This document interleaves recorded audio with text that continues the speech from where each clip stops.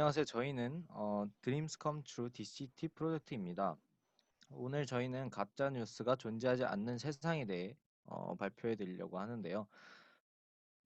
최근 가짜 뉴스가 많이 논란이 되고 있습니다. 이런 가짜 뉴스는 도대체 어떤 문제를 일으킬까요? 가짜 뉴스는 거짓된 정보를 진실처럼 전달하는 것을 의미합니다.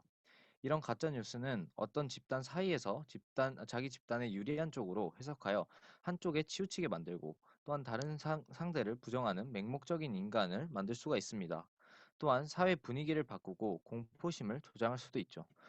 대표적으로 최근 코로나 사태로 인한 가짜 뉴스 때문에 많은 사람들이 혼란에 빠지고 공포에 떨었던 적이 있습니다. 이런 가짜 뉴스는 다양한 돌발 행동도 유발하는데요.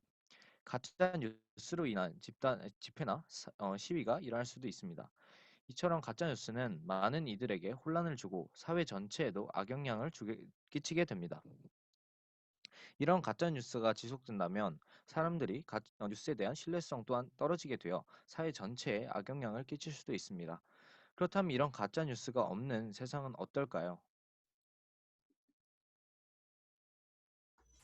저희는 가짜뉴스가 없는 세상을 만드는 방법으로 마주 캠페인이란 과거에 국가인권위원회가 했던 캠페인을 선정하게 되었습니다.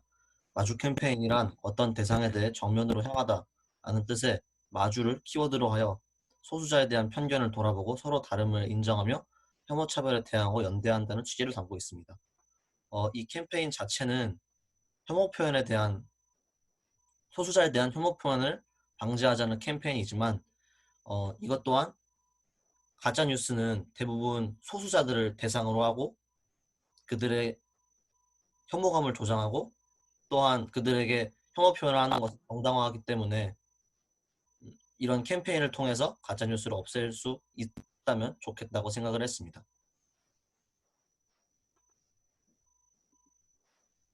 네, 지금까지 가짜뉴스는 무엇인지 또 가짜뉴스가 없는 세상은 얼마나 좋을 것인지에 대해서 보았는데요. 이런 가짜뉴스를 해결하기 위해서 총 세 가지 방법을 제시할 수 있습니다. 첫 번째로 정부의 강경한 대응입니다. 실제로 정부가 가짜뉴스를 온라인 상에 유포한 사람들에게 강력한 처벌을 하겠다라고 발표를 한 직후에 약 17,000건 정도의 정치적이나 아니면 다른 사회 문제를 에 대해서 예민하게 다루고 있는 그런 게시물들이 17,000여 개가 사라졌다고 합니다. 두 번째로는 소셜미디어 자체의 기능입니다. 페이스북, 구글 등을 사용하시면서 필터링 혹은 신고 등의 기능을 본 적이 있으실 텐데요. 이를 통해서도 가짜뉴스를 예방할 수 있습니다. 하지만 가장 중요한 것은 우리의 노력입니다. 가짜뉴스의 문제점을 인지하고 이런 가짜뉴스가 왜 없어야 되는지도 잘 알고 있는 상태에서 이런 가짜뉴스를 퍼뜨리지 않고 또한 퍼뜨려져 있는 가짜뉴스를 믿지 않는 등 이런 노력을 할 때 가짜뉴스는 해결될 수 있다고 생각합니다.